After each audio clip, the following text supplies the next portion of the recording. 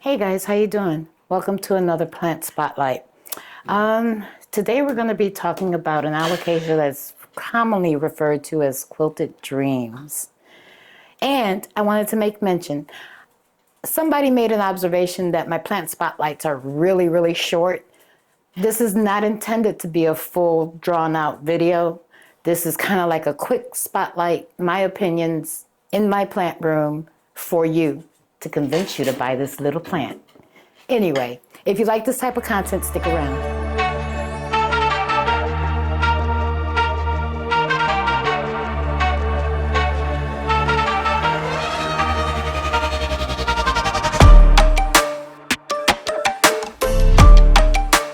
Alright guys, as I mentioned before, today we're going to visit with the Alocasia Quilted Dreams. But the funny thing is that that is the common name that it's been given. This alocasia is really called a sinuata, and it's also, I'm looking at my notes just so I can get these names right for you. Sinuata, and it's also referred to as a bolata. Now, this plant, which I didn't know, I came to find out that it was endangered. I didn't know that. This plant is commonly found and it's native to, looking at my notes one more time, the forest of Samar and in parts of Mindanao in the Philippines. And even though it's been classified as endangered, we see these plants very common and very frequently in all of the big box stores. The thing that I've noticed is that this plant is easily propagated from corms.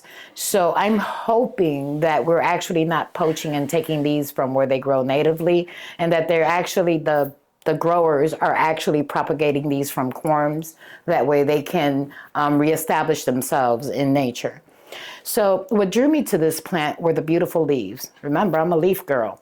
And if you look at this plant, I love that it looks kind of prehistoric.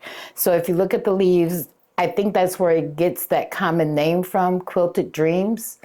It has this billowing effect and it almost looks kind of prehistoric. And I think that's very cool. For me, this plant, when I originally got it, was a tad bit difficult.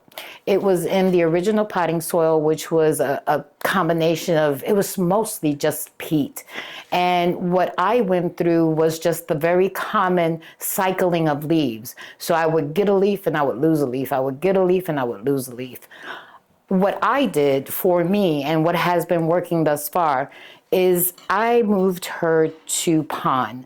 Now, I'm not unfamiliar with pon. I've used it in the past, but I don't have a whole lot of plants in pon. But for this particular plant, I found that it liked to stay moist and I was missing waterings. And what was happening was the tips were starting to go brown, and because I was taking too long to water in between, I was doing the cycling thing. Since I've moved her to pon, I have not had that issue. Now, I'm not saying that's the solution to growing this plant, but I do know that alocasias like to stay on the moist side. And if you have a lot of plants, or if you find it very difficult to determine between what's moist, wet, or overwatered, pon might actually be a solution for you.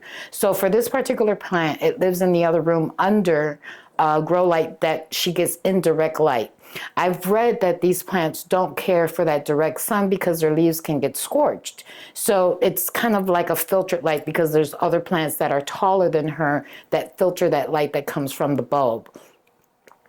She's been very happy in that type of situation. And I think, at least for me, having her in the pond setup with the self-watering feature is what's working. So for this particular plant, as I mentioned, she's in indirect light. I water her when this reservoir goes dry. So when I see the reservoir is going dry, I wait about a day or two, and then I water her from the top and fill the reservoir. And then I leave her alone, and she seems to appreciate that.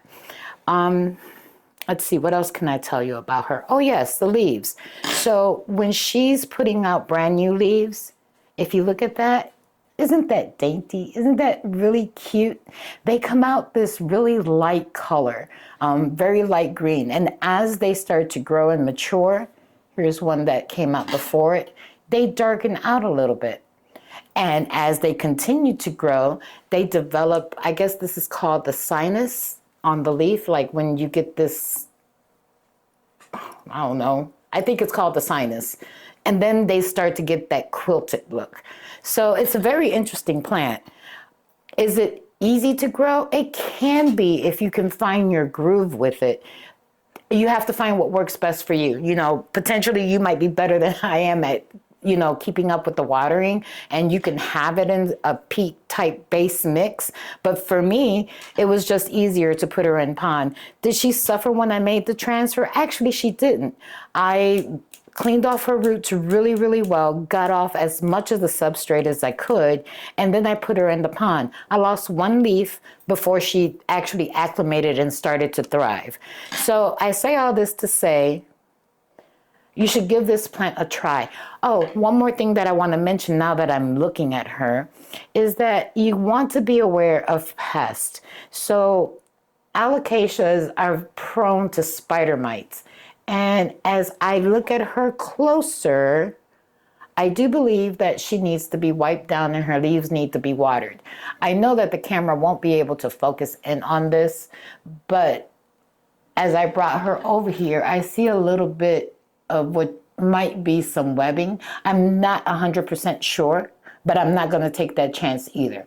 So when this video is over, she's going to visit the kitchen, get her leaves washed off, and then sprayed down with something. And I'll check everybody else because I have a little section that's nothing but alocasias. I'm going to make sure that I check that section and make sure that everybody looks good. So this is the Quilted Dreams. Do I recommend the plant? Yes. Will you struggle in the beginning with it? Potentially. How do you stop the cycling? Keep her moist. And that's all I have to tell you about the Quilted Dreams. Now, if you enjoy this type of content, make sure to like, subscribe, and comment. Thank you, guys. See you real soon. Bye.